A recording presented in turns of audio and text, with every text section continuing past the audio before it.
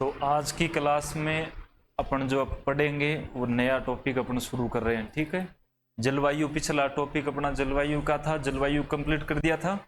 ठीक है, और आज अपन जो टॉपिक नया शुरू कर रहे हैं वो टॉपिक अपना है अफवाह तंत्र। कौन सा टॉपिक है? अफवाह तंत्र। ठीक है, बड़ा अच्छा टॉपिक है।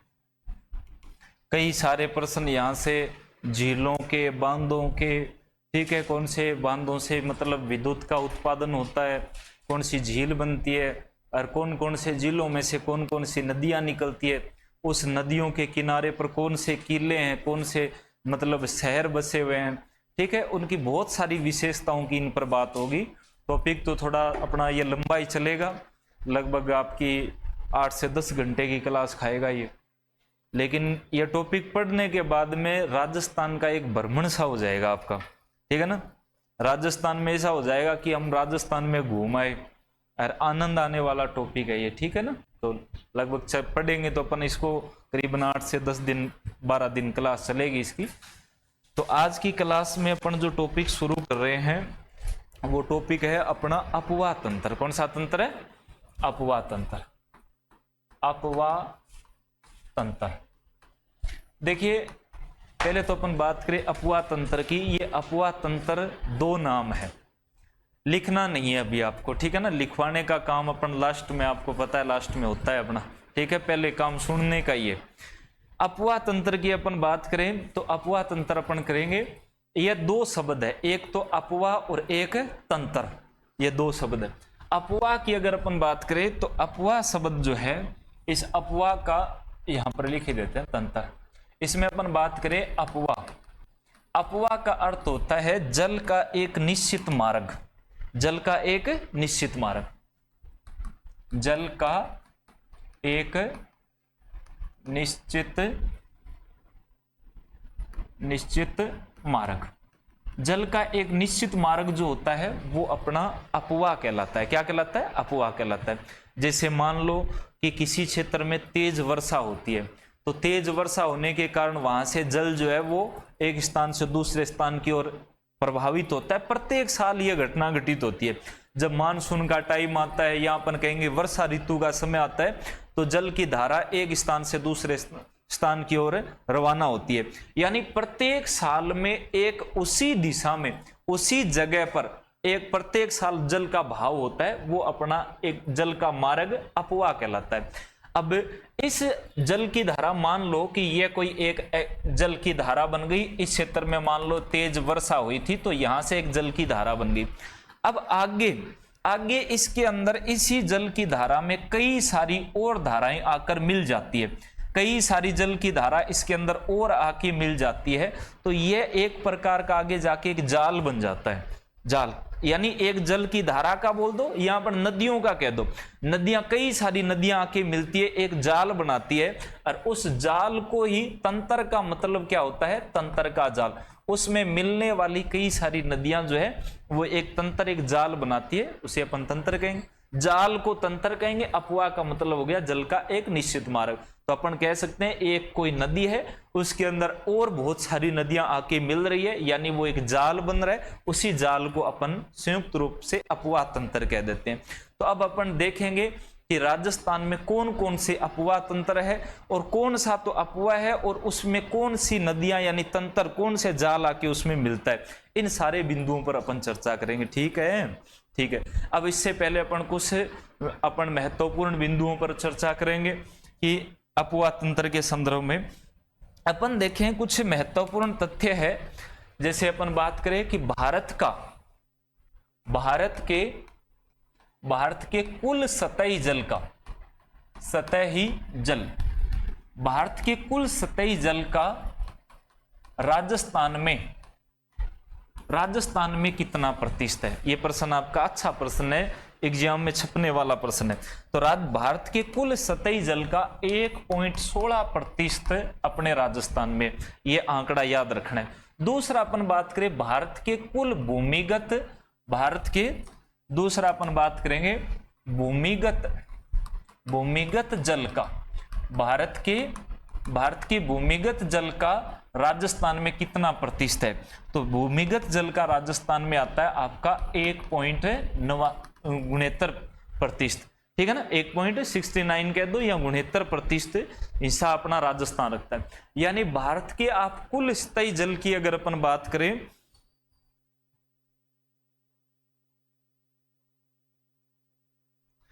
भारत के अगर अपन कुल स्थायी जल की बात करें तो 100%, किसी भी चीज को अपन 100% लेके चलते हैं तो उसका 1.16% हिस्सा ही अपने राजस्थान में। और भूमिगत जल की अगर अपन बात करें तो भारत के कुल भूमिगत जल का 1.69% अपने राजस्थान में। अब ये दोनों आंकड़े अपने परीक्षा की दृष्टि से इंपॉर्टेंट रह जाते हैं। क्लियर सी बात है ना, ये याद रखना है। अब अपन नदियों की अगर अपन बात करें, अपवाह तंत्र की बात करें या अपन नदियों की अगर अपन बात करें तो अपन कहेंगे कि राजस्थान में सर्वाधिक नदियां, राजस्थान अपन ऊपर लिख देते हैं, राजस्थान में सर्वाधिक नदियों वाला भौतिक प्रदेश, राजस्थान में सर्वाधिक नदियों वाला भौतिक प्रदेश कौन सा है? तो राजस्थान में सर्वाधिक नदियों वाला भौतिक प्रदेश अपना आता है हाड़ौती का पठार। कौन सा पठार आता है? हाड़ौती का पठार। हाड़ौती के पठार में सबसे ज्यादा नदियां हैं, जिसका कारण क्या है कि वहां पर ज्यादा वर्षा होती है। क्या होती है? ज्यादा वर्षा। जिस जगह ज्यादा वर्षा होगी तो वो पानी, ज्यादा पानी होगा तो वो पानी आगे की ओर बहेगा और एक जल का मार्ग बनेगा और उस जल के मार्ग को ही अपन क्या बोल देते हैं? नदी बोल देते हैं। तो राजस्थान में सर्वाधिक नदियों वाला भाग की बात करें या भौतिक प्रदेश की बात करें तो कौन सा आता है? हाड़ौती का पठार आता है। फिर आपको पूछेगा कि राजस्थान में सर्वाधिक नदियों वाला संभाग कौन सा है? राजस्थान में सर्वाधिक नदियों वाला संभाग कौन सा है? तो संभाग अपन हाड़ौती क्षेत्र के अंदर कौन सा संभाग लेंगे? हाड़ौती क्षेत्र में कौन सा संभाग आएगा? कोटा संभाग। तो सर्वाधिक नदियों वाला संभाग हो गया अपना कोटा संभाग। कोटा संभाग सर्वाधिक नदियों वाला संभाग है। फिर आपका यही प्रश्न दूसरा आपको पूछ सकता है कि बताओ जिला कौन सा है? सर्वाधिक नदियों वाला जिला कौन सा है? भौतिक प्रदेश कौन सा है? तो जिले की अगर अपन बात करें तो सर्वाधिक नदियों वाला जिला है आपका चित्तौड़गढ़। कौन सा जिला है? चित्तौड़गढ़। चित्तौड़गढ़ के अंदर सबसे ज्यादा नदियां बहती है।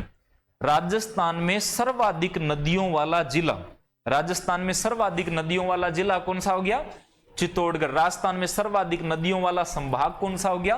कोटा। राजस्थान में सर्वाधिक नदियों वाला भौतिक प्रदेश कौन सा हो गया? हाड़ौती का पठार। हाड़ौती का पठार। अब एक प्रश्न और पूछेगा आपको, इस चीज को मैं यूं लिख देता हूं, एक बार थोड़ा ध्यान दीजिएगा। सर्वाधिक और कम दोनों की एक साथ बात हो जाएगी। नदियों में अपन बात करें, नदियों में ऐसे लिख देता हूं, सर्वाधिक और इधर अपन लिख देते हैं न्यूनतम। राजस्थान में सर्वाधिक नदियां कहां पर है और कम कहां पर है? तो सर्वाधिक नदियों वाला भौतिक प्रदेश, तो भौतिक प्रदेश की अभी अपन बात की हाड़ौती का पठार। संभाग की अगर अपन बात करें तो संभाग अपना हो गया कोटा। जिला कौन सा हो गया? तो जिला हो गया चित्तौड़गढ़ हो गया। सबसे ज्यादा नदियां चित्तौड़गढ़ में बहती है। लेकिन यहां पर एक प्रश्न और बनेगा आपका कि राजस्थान में सर्वाधिक नदियां तो चित्तौड़गढ़ में, लेकिन राजस्थान में सर्वाधिक नदियों का उद्गम कहां से होता है? सर्वाधिक नदियों के उद्गम वाला जिला कौन सा है? तो उद्गम वाला जिला आएगा आपका उदयपुर। कौन सा आएगा? उदयपुर। याद रखा जा सकता है कि उद्गम और उदयपुर। राजस्थान में सर्वाधिक नदियों के उद्गम वाला जिला कौन सा हो गया? उदयपुर जिला हो गया। अब आपका यहां पर प्रश्न पूछेगा, यहां पर आपका प्रश्न आएगा कि सर्वाधिक नदियों वाला संभाग आपका कोटा है, तो न्यूनतम नदियों वाला संभाग कौन सा है? न्यूनतम नदियों वाला संभाग आएगा आपका बीकानेर। कौन सा आएगा? बीकानेर सबसे कम नदियों वाला संभाग है। सबसे कम नदियां बीकानेर में। एक बीकानेर संभाग की एक ही मात्र नदी है, एकमात्र बीकानेर संभाग में एकमात्र नदी घग्गर बहती है। कौन सी नदी? घग्गर। केवल एक नदी है बीकानेर संभाग में, पूरे बीकानेर संभाग में। और बीकानेर संभाग में जिले कितने? अपन जिले पढ़े थे 4। कितना जिला पढ़ा? 4 जिला पड़ा। और 4 जिला था ने एक ट्रिक भी बताई कि बीकानेर में करणी माता को मंदिर, और करणी माता के मंदिर में पाए जाते हैं मोटे मोटे चूहे, और मोटे चूहों को अपन कहते हैं बिग चूहा। कौन सा चूहा? बिग चूहा। बिग चूहा यानी बड़े चूहा को अपन कहेंगे बिग चूहा। यानी बी से बीकानेर, ग से गंगानगर, चू से चूरू, है से हनुमानगढ़। बीकानेर संभाग में टोटल जिले कितने हो गए? 4 जिले हो गए। अब इन 4 जिलों में घग्गर नदी जो है, घग्गर नदी केवल एक तो गंगानगर और एक कहां पर बहती है? हनुमानगढ़ में बहती है। बीकानेर संभाग की एक ही नदी है, और एक नदी कौन सी है? घग्गर। और वो केवल कितने जिलों में? गंगानगर और हनुमानगढ़ में बहती है। तो इसमें 2 ऐसे जिले बच जाते हैं, 2 ऐसे जिले बच जाते हैं। एक तो बच गया आपका चूरू, और एक बच जाएगा बीकानेर। कौन सा? चूरू और बीकानेर। चूरू और बीकानेर राजस्थान के 2 ऐसे जिले हैं जिसमें एक भी नदी नहीं है, एक भी नदी नहीं है। तो यह प्रश्न फिर आपका एग्जाम में छपने वाला प्रश्न बन जाता है कि राजस्थान में, दोबारा सुनो, राजस्थान में सर्वाधिक नदियों वाला संभाग कौन सा? कोटा। न्यूनतम नदियों वाला संभाग कौन सा? बीकानेर। बीकानेर संभाग में कितने जिले हैं? 4 जिले। और कोटा संभाग में भी कितने जिले हैं? 4 जिले। और 4 जिलों को याद करने के लिए मैंने ट्रिक बताई थी, कोजा बाबू। कौन सा बाबू? कोजा बाबू। कोजा बाबू बताया था ना कि कोटा में कोजा बाबू। और को से हो गया कोटा, झा से झालावाड़, बा से बारां, बू से बूंदी। क्लियर है? ठीक है ना? ये सर्वाधिक नदियों वाला। अब इसमें बीकानेर संभाग में केवल एक नदी बहती है, वो भी घग्गर। और घग्गर केवल 2 जिलों में बहती है, गंगानगर और हनुमानगढ़। तो फिर अपन सीधा सीधा कहेंगे कि बीकानेर और चूरू, ए 2 जिला हिस्सा बच गया जगह अंदर एक भी नदी नहीं है। यह प्रश्न याद रखिएगा, राजस्थान में बीकानेर और चूरू ऐसे जिले हैं जिसमें एक भी नदी नहीं है। क्लियर सी बात है ना? ये चीज याद रखना है। फिर दूसरा आपका प्रश्न पूछेगा कि सर्वाधिक नदियों का उद्गम, सर्वाधिक नदियों का उद्गम, सर्वाधिक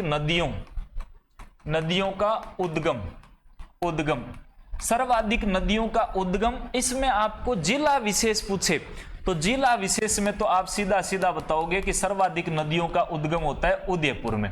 सर्वाधिक नदियों का उद्गम कहां पर होता है? उदयपुर में। अगर आपको पूछे जो सर्वाधिक नदियों का उद्गम, अगर आपको पूछे भौतिक प्रदेश कि सर्वाधिक नदियों का उद्गम किस भौतिक प्रदेश से होता है, तो यह प्रश्न आपका एग्जाम में अच्छा बनेगा। अरावली पर्वतमाला। कौन सी? अरावली पर्वतमाला। राजस्थान में सर्वाधिक नदियों का उद्गम जो है वो अरावली पर्वतमाला में होता है। जिसका कारण क्या है कि अरावली पर्वतमाला एक पथरीला क्षेत्र है। जब उस क्षेत्र में वर्षा होती है तो वो जो मिट्टी जो है वो जल ग्रहण कर नहीं पाती है, तो जल की एक मतलब मार्ग बन जाता है, जल की एक धारा बन जाती है, जिसको अपन क्या कहते हैं? नदी कहते हैं। तो राजस्थान में सर्वाधिक नदियों का उद्गम वाला जिला तो कौन सा हो गया? उद्गम वाला। और सर्वाधिक नदियों वाला जिला चित्तौड़गढ़। सर्वाधिक नदियां चित्तौड़गढ़ में, जबकि उद्गम कहां पर होता है? उदयपुर में। और भौतिक प्रदेशों में अपन बात करें तो राजस्थान में सर्वाधिक नदियों वाला भौतिक प्रदेश तो है हाड़ौती का पठार, जबकि उद्गम सबसे ज्यादा नदियों का कहां पर होता है? अरावली के पठार से होता है। ये चीज याद रखना है। अब ध्यान देना, अब इसमें कुछ नदियां आएगी। जैसे अपन बात करें कि राजस्थान का अपवा तंत्र के अंदर कुछ नदियां, जैसे अपन बात करें कि राजस्थान में बहने वाली सबसे लंबी नदी, राजस्थान में बहने वाली सबसे लंबी नदी कौन सी है?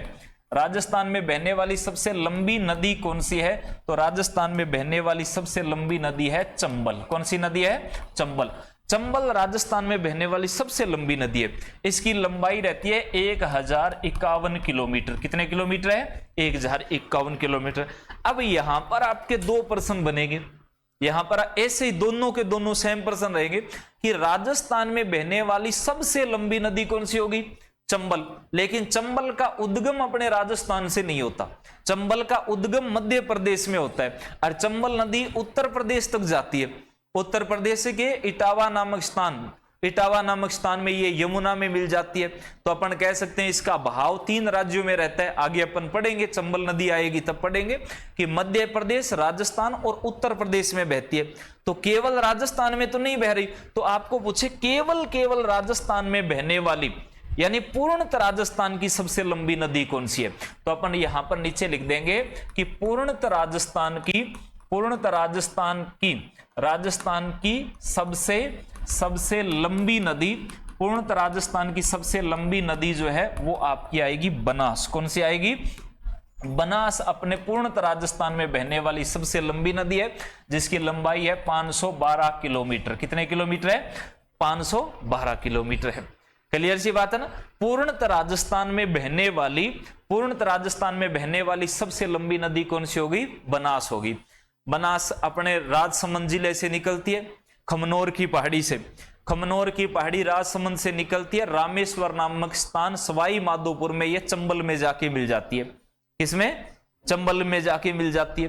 ठीक है ना। तो इस प्रकार से बनास अपने राजस्थान के कुल 6 जिलों में बहती है। आगे आपको बताऊंगा कि आरबीसी का एटीएम यानी राजसमंद, भीलवाड़ा, चित्तौड़गढ़, अजमेर, टोंक, सवाई माधोपुर राजस्थान के कुल कितने जिलों में बहती है?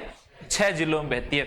सीधा सीधा अपन पढ़ दें, केवल अपने राजस्थान में उद्गम होता है, राजस्थान में ये क्या हो जाती है? समाप्त। पूर्णतः राजस्थान में बहने वाली सबसे लंबी नदी कौन सी होगी? बनास नदी होगी। आपको ये चीज याद रखना है, ठीक है ना, अच्छे से याद रखिएगा। अब ध्यान देना कि ये कुछ आंकड़े थे। अब अपन पढ़ेंगे राजस्थान का अपवाह तंत्र। क्या, किस पर बात करेंगे? राजस्थान का अपवाह तंत्र की अपन बात करेंगे। तो यहां लिखूं मैं राजस्थान का अपवाह तंत्र। कौन सा तंत्र? अपवाह तंत्र। इसको यहां पर थोड़ा सा समझिएगा कि अपन देखें कि इस प्रकार की आकृति के अंदर अपना प्यारा क्या हो गया? राजस्थान। क्या हो गया? राजस्थान। और इस राजस्थान के इस प्रकार की आकृति के अंदर अपना हो गया भारत। कौन हो गया? भारत हो गया। अब यहां ध्यान देना कि अपन लोग, जब आप ऐसे भी याद रख सकते हैं कि अपन जब परीक्षा देते हैं तो आपके परीक्षा में ऑप्शन कितने होते हैं? एक क्वेश्चन के पीछे 4 ऑप्शन होते हैं, ए, बे, से और दे। ए, बे, से और दे, ए, बे, से, दे। तो इन चारों ऑप्शनों में आपको 2 ऑप्शन काम में लेने हैं। 2 ऑप्शन हमेशा याद रखने। पहला ऑप्शन तो ए और दूसरा ऑप्शन है बे। पहला ऑप्शन ए और दूसरा बे। अब ए से याद हो जाएगा अरब सागर। कौन सा सागर है? अरब सागर। और बे से याद हो जाएगा बंगाल की खाड़ी। यानी भारत के इधर वाली दिशा में, पूर्वी दिशा के अंदर जो सागरीय भाग है वो बंगाल की खाड़ी, और इधर जो पश्चिम में है वो पश्चिम में तो अपना कौन सा सागर हो गया? अरब सागर हो गया। क्लियर सी बात है ना। पश्चिम में हो गया अरब सागर, इधर बंगाल की खाड़ी। यानी ए से अरब सागर, बे से बंगाल की खाड़ी। ऐसे अरब सागर, बे से बंगाल की खाड़ी हो गया। अब ध्यान देना कि इसमें अपवाह तंत्र की अपन बात करें कि कुछ नदियां ऐसी है जो अपना जल जो है वो अपना जल किस में गिराती है? अरब सागर में। और कुछ नदियां ऐसी है जो अपना जल किस में गिराएगी? बंगाल की खाड़ी में। तो सीधा सीधा अपन कह देंगे कि जो नदी अपना जल अरब सागर में गिराए वो अरब सागर की नदी, और जो अपना जल बंगाल की खाड़ी में गिराए वो कौन सी नदी? बंगाल की खाड़ी की नदी कहलाती है। और अब 2 प्रकार की नदियां होगी। कितने प्रकार की नदियां होगी? 2 प्रकार की। वो नदी जो अपना जल अरब सागर में पटक रही है, समझ में आ रहा है क्या? जो नदी अपना जल अरब सागर में डाल रही है कौन सी नदी कहलाएगी? और वो नदी जो अपना जल बंगाल की खाड़ी में गिराए वो कौन सी नदी कहलाएगी? बंगाल की खाड़ी। अब ये तो होगी 2 नदियां। तीसरी एक और है जिसको अपन कहते हैं आंतरिक प्रवाह की नदी। कौन सी नदी कहते हैं? ऐसी नदी जो अपना जल किसी सागर तक नहीं पहुंचा पाती है।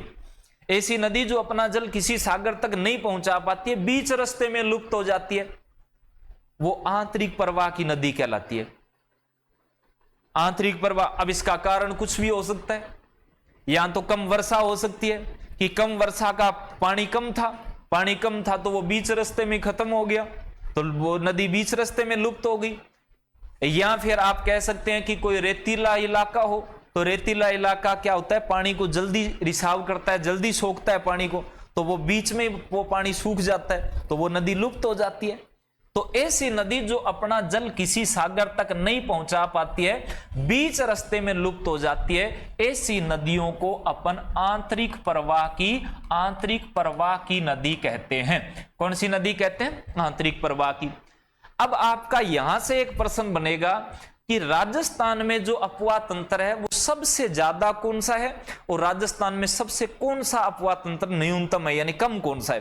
राजस्थान में सबसे ज्यादा नदियां कौन से अपवाह तंत्र का हिस्सा है? तो राजस्थान में अपन ध्यान देना कि अरब सागर की नदियां जो है वो के 17% नदियां हैं। राजस्थान के कुल अपवाह तंत्र को आप 100% मान के चलो, तो राजस्थान के कुल अपवाह तंत्र का 17% अरब सागर रखता है, 23% भाग अपना बंगाल की खाड़ी रखता है। अब दो आंकड़े याद कर लिया आपने, 17 और 23, दोनों कितने हो गए? 40। 17 और 23 40, तो बच गया कितना? 60% अपवाह तंत्र अपना अरब सागर का है। यह प्रश्न इंपॉर्टेंट है। आंतरिक अपवाह तंत्र राजस्थान में 60% नदियां जो है, राजस्थान में 60% नदियां कौन सी है? आंतरिक प्रवाह की नदियां। आई क्या बात समझ में?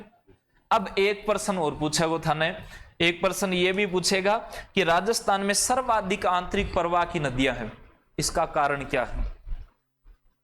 राजस्थान में सर्वाधिक आंतरिक अपवाह तंत्र है, इसका क्या कारण है बताइए? तो कारण सीधा सीधा अपन कहेंगे, अपन लोग भौतिक प्रदेश पढ़ा था, तो भौतिक प्रदेश में अपन लोगों ने क्या देखा कि अपने राजस्थान का लगभग 61.11% भाग, यहां पर लगभग 60% भाग बोल दो, 61.11% भाग जो है ये है थार का मरुस्थल। थार का क्या है? मरुस्थल। और इस थार के मरुस्थल की आपने विशेषता क्या देखी कि इस क्षेत्र के अंदर एक तो वर्षा कम होती है, तो पानी नहीं है, तो फिर नदियां कहां हैं? नदियां जली तो है, कोई आंधी का ढूंढने तो कोई अपन नदी नहीं कह सकते। समझ रहे हो ना बात को? तो एक तो यहां पर क्या है? कम वर्षा, और दूसरा सबसे महत्वपूर्ण जो कारण है वो कारण है ये प्रदेश रेतीला है। यहां अपन कह सकते हैं यहां पर बालू मृदा का विस्तार है। कौन सी मृदा का? बालू मृदा का। आपने एक कहावत है ना कि ऊपरों तो गोरी घनी, आगे तो बाबूजी गोरा घना। मारवाड़ी में एक कहावत है कि आगे तो बाबूजी गोरा घना और ऊपरों लगा ली राख।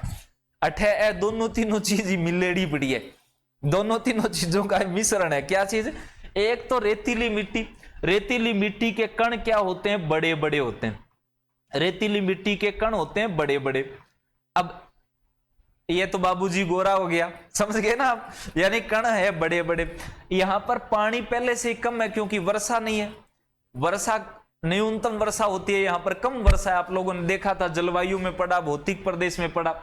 अब सोच के देखो कि थोड़ी बहुत वर्षा होती है और बेचारो पानी हिम्मत करके आगे चलने को कोशिश भी करे, जल आगे बढ़ने का प्रयास भी कर रहा है, लेकिन कण इतने बड़े हैं इस मिट्टी के कि ये पानी जो है इन मोटे कणों की वजह से रिसाव हो जाता है, नीचे चला जाता है।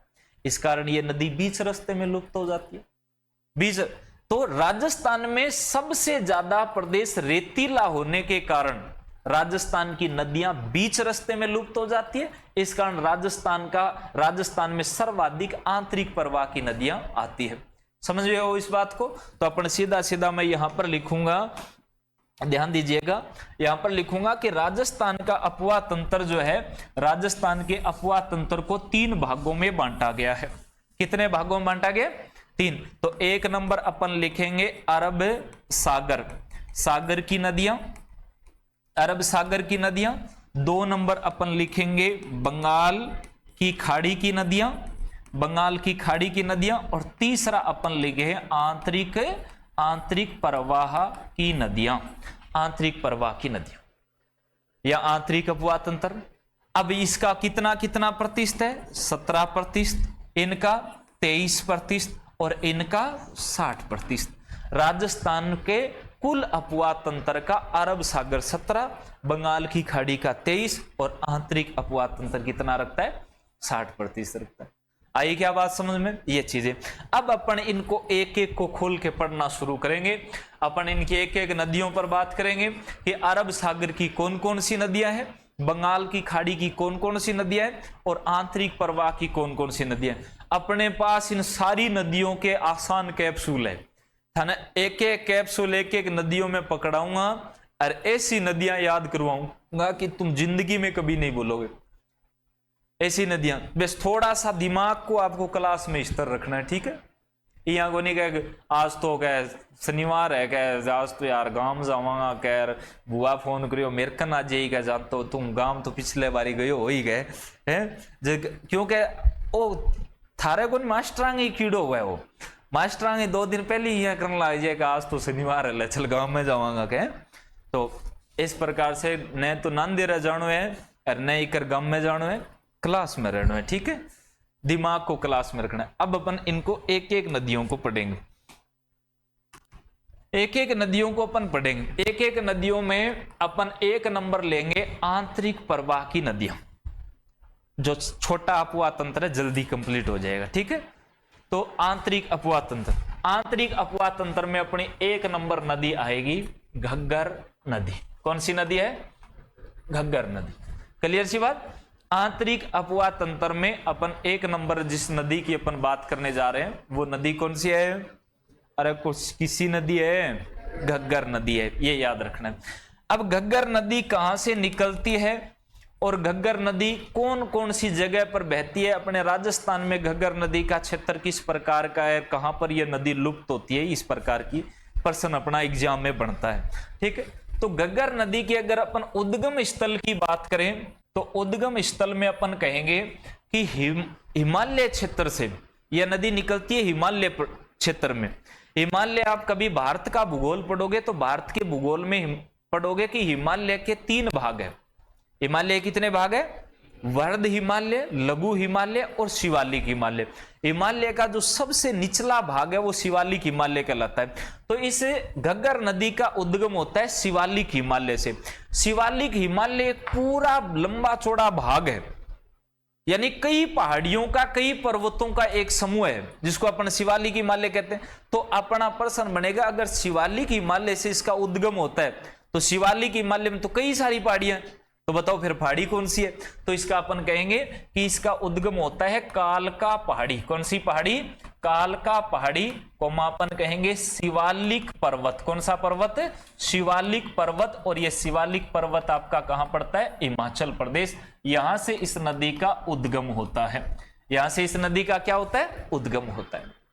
उद्गम होता है और उद्गम यहां से ये नदी निकलती है, ठीक है। और यहां से ये नदी निकलती है और इस नदी की अपन अब यहां से अपन बात करें। अब आपको एक ट्रिक के माध्यम से इसको याद करवाता हूं, ठीक है। ट्रिक के माध्यम से मान लियो एक आपने यह मानो कह काली माता यानी कालका माता, काली माता और शिव जी यानी शिवालिक पर्वत, याद हो गया। ए दोनों चलिया गया हिमाचल प्रदेश। कटे चलिया गया? काली माता ने शिव जी कहो कि आजा तने घुमा के ले हिमाचल प्रदेश का, नहीं न बड़ी ठंड पड़ा है यहाँ, मतलब ठंडो इलाको यार, घूम गया आऊंगा कई दिन, घुटन भरी जिंदगी से बाहर निकलो और कुछ दिन मौज। अब शादी वादी हो जाती है तो लोग वो जाते हैं ना हिमाचल प्रदेश और इन्हें उत्तराखंड और जम्मू कश्मीर घूमने, मन तो ठाई को नहीं क्या के मनान खातर जावे, कई डे आवे, डे डा मनान भी जावे। तो काली माता और शिव जी, अब सुनो, काली माता और शिव जी याद हो गया ना कि काली माता और शिव जी, काली माता से कालका पहाड़ी और शिव जी से याद हो गया शिवालिक पर्वत। ए दोनों चलिया गया हिमाचल प्रदेश और दोनों हिमाचल प्रदेश में पहाड़ों के अंदर एकांत में बैठे हैं, एकांत में अपनी मौज कर रहे हैं। अब एक दिन दोनों के बीच में क्या हुई? लड़ाई हो गई। अपने देखो, अपन किसी देवी देवता पर बात नहीं कर रहे, अपन अपने एग्जाम की दृष्टि से इस नदी को याद करने का प्रयास कर रहे हैं। एक दिन काली माता और शिव जी के बीच में होगी लड़ाई। अब काली माता शिव जी ने उल्टा सीधा बोल रही है, शिव जी काली माता ने उल्टा सीधा बोल रही है। जब काली माता भाई गुस्से मार शिव जी ने एक बात कह दी कि ज्यादा नखरा करने की तो जरूरत को नहीं है, तेरे जिस्या में 465 देखूं, तेरे जिस्या में कितना देखूं? ज्यादा नखरा करने की जरूरत को नहीं, तेरे जैसा मैं 465 देखूं, यानी तेरे जैसे कितने देखूं मैं, 465 देखूं। इस नदी की टोटल लंबाई कितनी है, 465। क्लियर है। अब शिव जी ने आयो गुस्सो का, तू मेरे जैसे 465 देखे। अब शिव जी का वो हथियार होते हैं ना, क्या होते हैं, त्रिशूल, त्रिशूल तारसूल लेने भाजो, मतलब भागा उस त्रिशूल लेने के लिए कि मारूंगा आज तुझे, छोड़ूंगा नहीं। अब काली माता सोचो भाई कि आप गुस्से गुस्से में गलत कह दियो, काली माता सोचो गुस्से गुस्से में गलत कह दियो, और ओ भोलो आदमी है, क्यों शिव जी को भोला भंडारी कहा जाता है, ओ भोलो आदमी है, रठे पाड़ा में जो कुटन लाग गयो तो छोड़े को क्या वो मक्कू है, छोड़े को नहीं। अब काली माता के काम करो, बठू बाजी, बठू अपनी जान छुटा गई, काली माता अठू बाजी। अठू मतलब ये काली माता भाग रही है, भाग रही है, भाग रही है, भाग रही है, पीछे शिव जी भाग रहा है। शिव जी बोल रहा है आज मारूंगा तुझे, छोड़ूंगा नहीं, कुछ भी हो जा, तू कहीं चली जा, आज तुझे छोड़ूंगा नहीं, तुझे मारूंगा। अब आगे काली माता और पीछे शिव जी। काली माता बेचारी हरियाणा के अंदर, हरियाणा पार कर लेती है। हरियाणा पार करने के बाद में कुछ दूरी पर पंजाब में और भाग जाए, पंजाब में कुछ दूर भागती है। पंजाब में कुछ दूर भागने के बाद में अपने राजस्थान में प्रवेश कर जाती है। अपने कहां प्रवेश कर जाती है, राजस्थान। तो इस प्रकार से अपना उत्तरी राजस्थान हो गया, अपने राजस्थान में प्रवेश कर जाती है। अब सोच के देखो बेचारी भाजन घटून लगी, हिमाचल प्रदेश हूं, हिमाचल प्रदेश हूं भाजती आने लग रही है, हरियाणा में भाजी, हरियाणा में भाज गई, पंजाब में, पंजाब को पार कर दिया। पंजाब को पार करते ही अपने राजस्थान में आ गई। अब इतनी दूर भाजती भाजती काली माता यहाँ मतलब सांस ऊपर नीचे हो गया, और यहाँ भागती का गोडा और मोडा और हाथ और पैर दर्द करने लग गया। तो काली माता बेचारी अठे भाजती भाजती नीचे पड़ गई, अठे भागती भागते भागते नीचे गिर गई। अब नीचे गिरने आपा के कहा अपनी मारवाड़ी भाषा में तले पड़ गई, भागती भागती क्या होगी, तले पड़ गई। तले से याद रखना कठे गांव है, उस गांव का नाम है तलवाड़ा गांव। कौन सा गांव है, तलवाड़ा गांव, जो टिब्बी तहसील में पड़ता है। कौन सी तहसील में, टिब्बी तहसील, हनुमानगढ़, हनुमानगढ़, ये हनुमानगढ़ की बात है। टिब्बी अठा भागती भागती तले पड़ गई, और तले से हो गया तलवाड़ा गांव। इस तलवाड़ा गांव में इस नदी का अपने राजस्थान में प्रवेश होता है।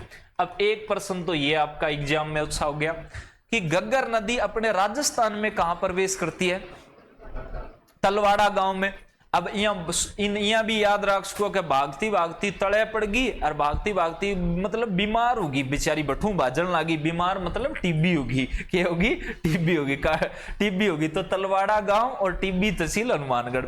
अब तले से याद रखना, तले से यहाँ पर एक झील का निर्माण और करती है, यहाँ पर एक झील का निर्माण करती है। इस झील का नाम है तलवाड़ा झील। कौन सी झील है, तलवाड़ा झील, तलवाड़ा झील। अब गांव का नाम है तलवाड़ा, और उस गांव में होने के कारण इस झील को तलवाड़ा झील कहते हैं।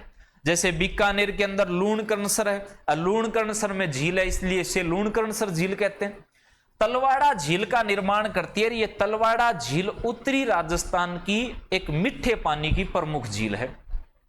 तलवाड़ा झील यहां पर लिख देता हूं, उत्तरी राजस्थान की मीठे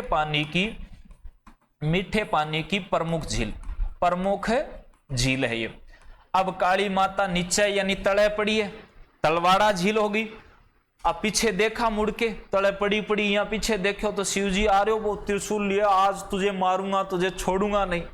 तो काली माता बेचारी वापस उठी, और वापस उठ के फिर भागने लगी। अब काली माता भाग रही है, पीछे पीछे शिव जी भाग रहे हैं। अब काली माता सोचो को आज ही भोले आदमी ने चिंगरा लियो, और वो छोड़े को नहीं, आज मारे को है, करा तो करा के।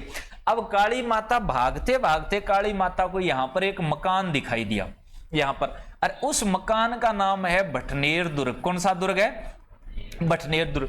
काली माता को भटनेर का किला दिखाई दिया, तो काली माता तो भटनेर दुर्ग के अंदर छिप गई, काली माता तो भटनेर दुर्ग में छिप गई। अब शिवजी ने पतो कौन चाल्यो कि काली माता छिपी तो खटे छिपी, शिवजी ने पतो कौन चाल्यो। अब शिवजी बेचारो भाई दड़ाई छंटाड़ी गोली ले रखी है, और भाजो ही जान लाग रही आगे। शिवजी भाग रहा है। अब भागते भागते बेचारे शिवजी खटू भाजन लागे। यार सोच के देखो थे कहां से भगने लगा था? शिव जी बेचारा भागतो यहाँ शिव जी कालो और पीलो और यहाँ मतलब रंग बदल गया शिव जी का। शिव जी भागतो कालो पीलो हो गयो। क्या हो गयो? कालो पीलो। अब काला पीला और रंग बदल गया। अब ये है तीन सभ्यता। क्या है? तीन सभ्यता। 1 2 और 3, यहां पर तीन सभ्यता पनपी है इस नदी किनारे। एक का मतलब हो गया कालीबंगा। कौन सी? कालीबंगा। पीला हो गया शिवजी यानी पीली बंगा, पीली बंगा। और रंग बदल गया यानी रंग महल। ये तीनों की तीनों सभ्यता किस नदी के किनारे पनपी है? घग्गर नदी किनारे। आपका प्रश्न बनेगा बटनेर का किला कौन सी नदी के किनारे है? घग्गर नदी किनारे। फिर आपको पूछेगा तलवाड़ा झील का निर्माण कौन सी नदी करती है? घग्गर नदी करती है। और तलवाड़ा झील अपने उत्तरी राजस्थान की सबसे प्रमुख मीठे पानी की झील है। अब शिवजी कालो हो गयो और पीलो हो गयो और यहाँ रंग बदल गयो, शिवजी का हाल बुरा हो गया। यानी शिवजी की भागता भागता ही बेचारे की सूरत बिगड़ गई। क्या बिगड़ गई? सूरत। अब आगे ये नदी जाती है गंगानगर में, और गंगानगर में यहां पर आते आते शिवजी की सूरत बिगड़ जाती है। क्या बिगड़ जाती है? सूरतगढ़। यहां पर आके ये सूरतगढ़ और अनूपगढ़ के अंदर ये नदी लुप्त हो जाती है। सूरतगढ़ और अनूपगढ़ में घग्गर नदी क्या हो जाती है? लुप्त हो जाती है। यह थी अपनी घग्गर नदी। लेकिन कभी कभार क्या होता है, कभी कभार इस हिमालय क्षेत्र में इतनी तेज वर्षा होती है कि पानी मतलब बहुत तेजी से आता है, बहुत तेजी से आता है। तब ये पानी अनूपगढ़ सूरतगढ़ को पार करते हुए ये पानी पाकिस्तान में चला जाता है। कहां पर चला जाता है? पाकिस्तान। और पाकिस्तान की एक जगह पोर्ट अब्बास। कौन सी जगह? पोर्ट अब्बास। याद रखना बिल्कुल आसान है कि पै पाकिस्तान के पै पोर्ट अब्बास, पै पाकिस्तान पै पोर्ट अब्बास, पै पाकिस्तान के पोर्ट अब्बास नामक स्थान पर यह नदी लुप्त हो जाती है। क्लियर सी बात? अब हनुमानगढ़ से ये बहते हुए आई तो हनुमानगढ़ शहर जो है, हनुमानगढ़ शहर किस नदी के किनारे पड़ता है? घग्गर नदी। बटनेर का किला कौन सी नदी के किनारे बना हुआ है? घग्गर नदी। काली बंगा, पीली बंगा और रंग महल, ये तीनों की तीनों सभ्यता जो है, ये सभ्यता कौन सी नदी के किनारे पनपी थी? ये तीनों सभ्यता कौन सी नदी किनारे पनपी? घग्गर नदी के किनारे ये तीनों सभ्यता पनपी थी। क्लियर? अब आपको यहां पर मैंने एक चीज बताया था कि जब इस नदी के अंदर पानी कम आता है तब इसका पानी सूरतगढ़ और अनूपगढ़ के अंदर यहां पर यह नदी क्या हो जाती है? लुप्त हो जाती है। लेकिन कई बार इतना भयंकर पानी मतलब बहुत ज्यादा पानी आता है, और जब ज्यादा पानी आता है तब इस हनुमानगढ़ की भी दशा बिगाड़ के रख देता है। दशा बिगाड़ के रख देता है। पूरे हनुमानगढ़ शहर के अंदर पानी पानी हो जाता है। यानी घग्गर नदी के अंदर जो बाढ़ की स्थिति, जब पानी तेज बहाव होता है तो बाढ़ की स्थिति कहां पैदा होती है? हनुमानगढ़ में होती है। हनुमानगढ़ के अंदर बुरे हाल हो जाते हैं। राजस्थान में कोई भी नदी इतना बुरा हाल किसी जगह नहीं करती। इस कारण इस नदी को कहा जाता है राजस्थान का शोक। आपको पूछेगा राजस्थान का शोक किस नदी को कहते हैं? जैसे अपन कहते हैं ना, जैसे भारत के भूगोल में पढ़ते हैं कि विश्व की सबसे विश्वासघाती नदी हुगली को कहते हैं। भारत का शोक किसको, सॉरी बिहार का शोक किसे कहते हैं? कोसी नदी को। कोसी नदी को बिहार का शोक कहते हैं। हुगली नदी को विश्व की सबसे विश्वासघाती नदी कहा जाता है। ऐसे ही अपने राजस्थान का शोक कौन सी नदी को कहा जाता है? घग्गर नदी को राजस्थान का शोक के नाम से जाना जाता है। क्यों? क्योंकि यह हनुमानगढ़ के अंदर बाढ़ की स्थिति पैदा कर देती है। क्लियर सी बात है ना? अब यह इनका पूरा बहाव क्षेत्र था। अब यहां पर आपको दो चीज पीछे और याद रखनी है। एक तो यहां पर हरियाणा के अंदर ये एक झील का निर्माण करती है और इस झील का नाम है ओटू झील। कौन सी झील है? ओटू झील। हरियाणा के अंदर घग्गर नदी के ऊपर ओटू झील बनी हुई है। क्लियर सी बात? और एक इसी हरियाणा के अंदर इसी घग्गर नदी के किनारे एक सभ्यता पनपी थी। उस सभ्यता का नाम है बनवाली सभ्यता। कौन सी सभ्यता? बनवाली सभ्यता। तो आपका प्रश्न बनेगा कि बनवाली सभ्यता किस नदी के किनारे पनपी? घग्गर। इसके किनारे चार सभ्यता पनपी है। एक तो बनवाली हरियाणा में, और 3 कालीबंगा, पीलीबंगा और रंग महल ये राजस्थान में पनपी है। 2 झीलों का निर्माण करती है। एक तो है तलवाड़ा झील और एक है ओटू झील। कौन सी? ओटू झील। ओटू झील हरियाणा में, तलवाड़ा झील राजस्थान में। उत्तरी राजस्थान की यह सबसे मीठे पानी की झील कहलाती है। अब इनके नाम पूछेगा आपको कि घग्गर नदी के उपनाम क्या है। घग्गर नदी के किन किन उपनामों से जाना जाता है। घग्गर नदी कुल लंबाई कितनी है बताओ। शिवजी के बाजी काली माता तेरा जिस्या कितना देखो 465। अतः इस नदी की कुल लंबाई तो है 465। फिर आपको पूछेगा आपके राजस्थान में इसकी लंबाई कितनी है। राजस्थान में इसकी लंबाई है 100 किलोमीटर। कितने किलोमीटर है 100 किलोमीटर। राजस्थान में इसकी लंबाई कितनी है 100 किलोमीटर है। क्लियर सी बात है।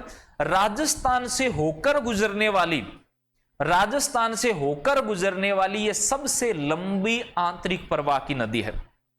राजस्थान से होकर गुजरने वाली यह सबसे लंबी आंतरिक प्रवाह। तो अब यहां पर दो प्रश्न बनेगा आपका। एक प्रश्न तो यह बन गया कि राजस्थान से होकर गुजरने वाली सबसे लंबी नदी तो कौन सी होगी, घग्गर होगी। और एक पूछेगा केवल राजस्थान में बहने वाली सबसे लंबी नदी कौन सी है। आंतरिक प्रवाह की बात कर रहा हूं मैं, और बात नहीं कर रहा हूं। राजस्थान से होकर गुजरने वाली आंतरिक प्रवाह की सबसे लंबी नदी होगी आपकी घग्गर। केवल राजस्थान में बहने वाली सबसे लंबी आंतरिक प्रवाह की नदी है कांतली। कौन सी है, कांतली। कांतली की लंबाई भी 100 किलोमीटर है। आगे अपन इसकी खुल के पूरी चर्चा करेंगे कि इसका उद्गम खंडेला की पहाड़ी सीकर से होता है। इसकी लंबाई 100 किलोमीटर है। 2 जिलों में बहती है, सीकर और झुंझुनू के मंडरेला नामक स्थान पर यह लुप्त हो जाती है। इसके किनारे सुनारी सभ्यता और गणेश्वर सभ्यता पनपी है, वो अपन वहां पर ही बात करें। लंबाई कांतली की भी 100 किलोमीटर है राजस्थान में, घग्गर की भी 100 किलोमीटर है। लेकिन घग्गर तो पाकिस्तान में भी बह रही है, राजस्थान में भी है, पंजाब में भी है, हरियाणा में भी है, हरियाणा में भी बहती है। केवल राजस्थान में बहने वाली सबसे लंबी कौन सी होगी, कांतली नदी होगी। क्लियर सी बात है ना ये चीज। अब अपने राजस्थान की एकमात्र ये घग्गर नदी है जो दूसरे देश में जाती है।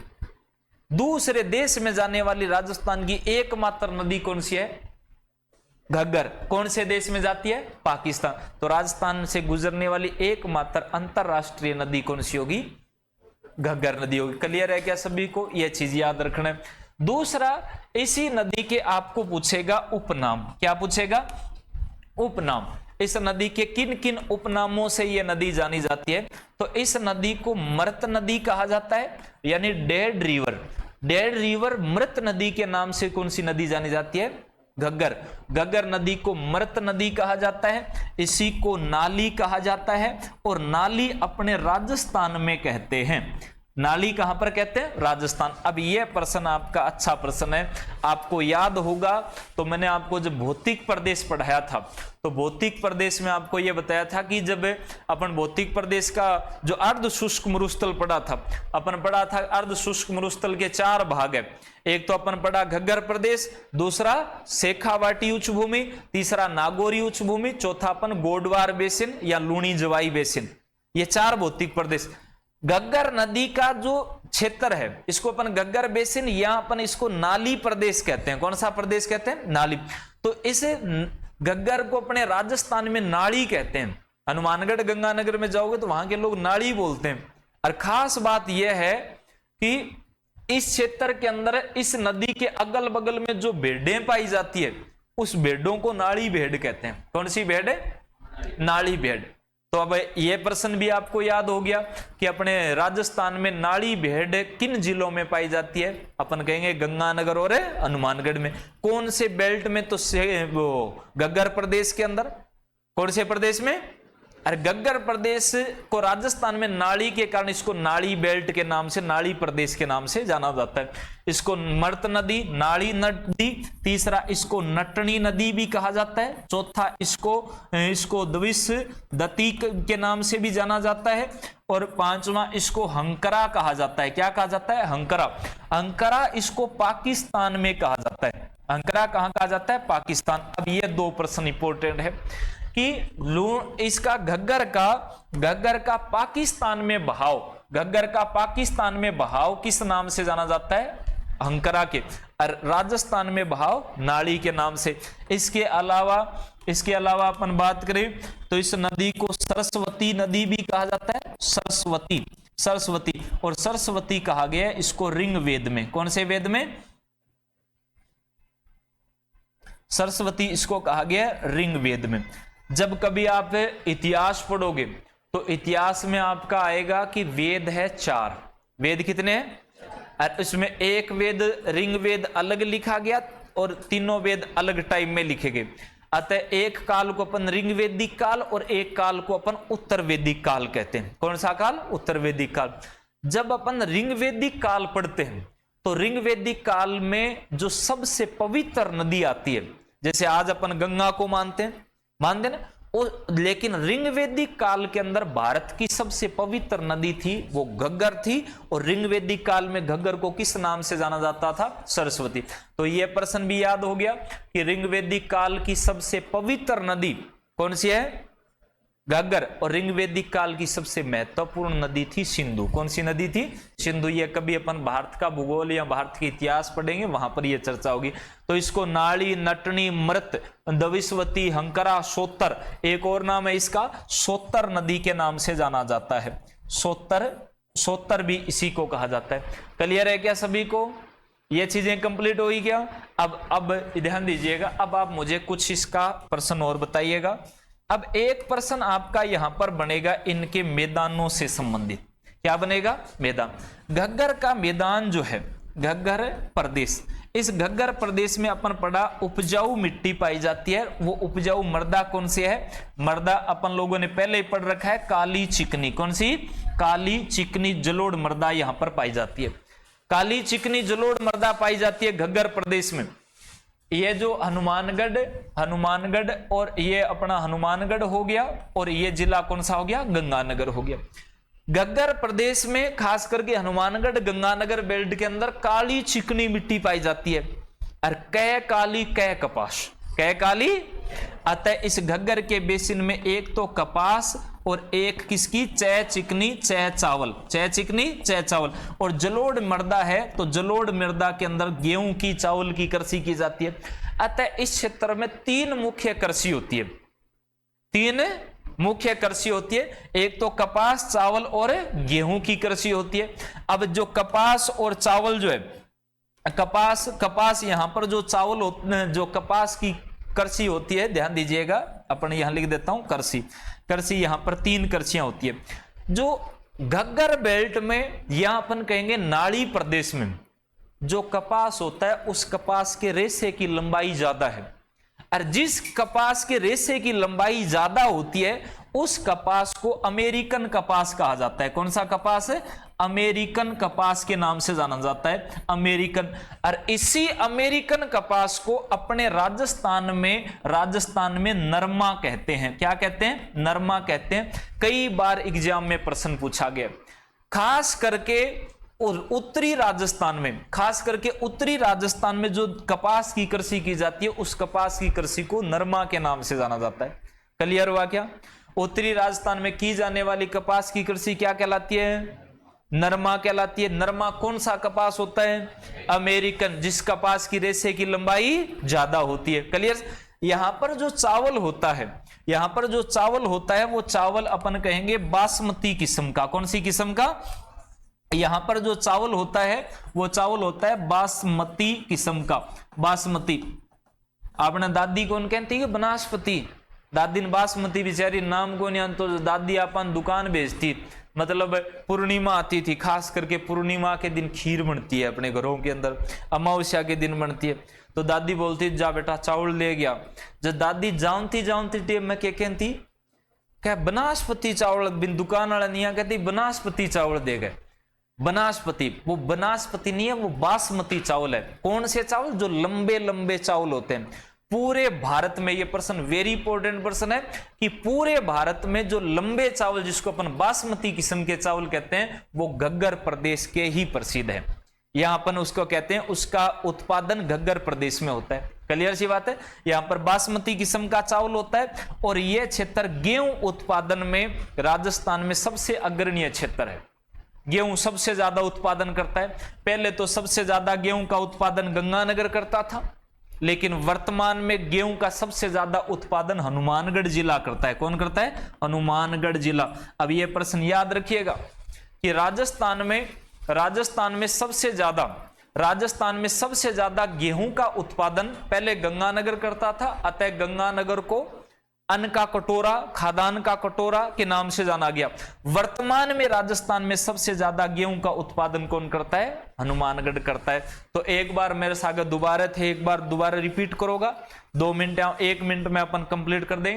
काली माता और शिव जी के बीच में हुई लड़ाई।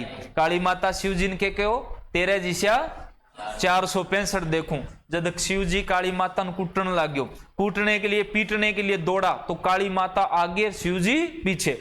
अब काली माता यहां से भागी तो शिव जी भी पीछे भागा, तो काली माता हरियाणा और पंजाब को पार कर लिया, अपने राजस्थान में आई। राजस्थान में आई, नीचे गिर गई, मतलब तले पड़ गई। तले से हो गया तलवाड़ा गांव। तलवाड़ा गांव बीमार होगी, मतलब टीबी होगी। तो तलवाड़ा गांव में अपने राजस्थान में प्रवेश किया। पीछे देखा तो शिव जी आ रहा था, बोला मारूंगा छोड़ूंगा नहीं। तो काली माता वापस उठी, भागने लगी।